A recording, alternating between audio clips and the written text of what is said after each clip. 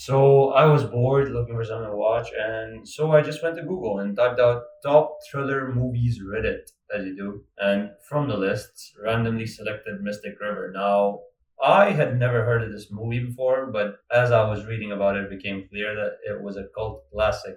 So I thought, hey, why not? This is great. Let's watch this. I was fully expecting to get my mind blown, but at the end of the movie, I was just left with a very deep sense of disappointment. Now you can share in that sense of disappointment with me. Isn't this channel fun? Like and subscribe for more depression.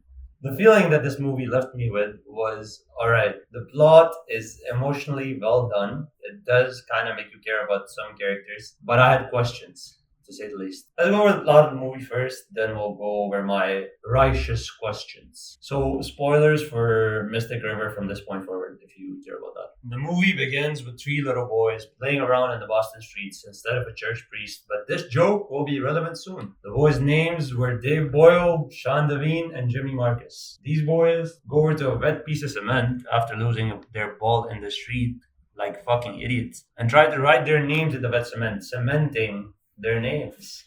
Haha. Before they can finish though, a car pulls up and the officer steps out, who takes Dave with them. Only turns out those were fake cops who were also pedophiles, who sexually abused Dave in some random room for 4 days before he escapes. Now, fast forward to today when they're adults, Jimmy owns a store and has a daughter. Jimmy is also a former gangster and has already killed a guy in town for snitching on him when the movie starts. Although we don't find that out until much later.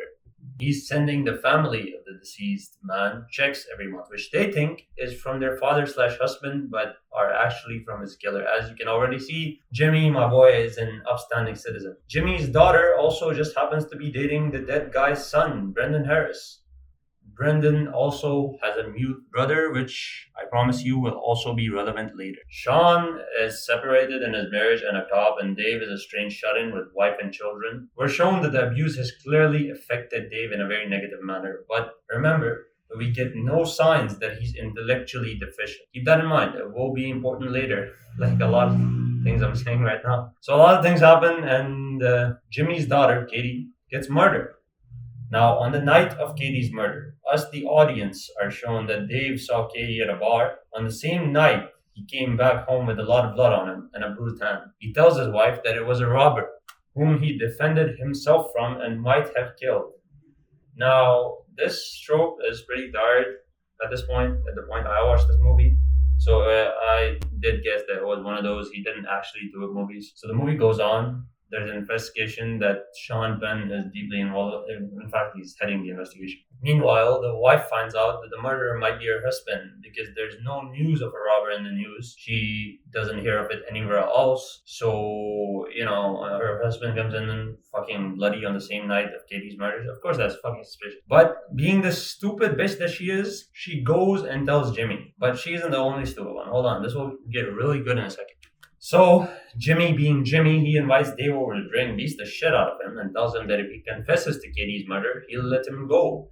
Dave initially says he killed a pedophile because he saw him with a kid and couldn't help himself. They rightfully question why he didn't come forward with this information earlier, given the extremely suspicious circumstances he found himself in. They also found no body where he describes the murder happened, to which he says he dumped it in the woods. Instead of verifying this information, from his childhood friend, Jimmy tells him that he'll kill him if he doesn't confess to Katie's murder right now, which Dave just confesses and says that he did it because he missed his youth and couldn't bear to look at someone else enjoying theirs.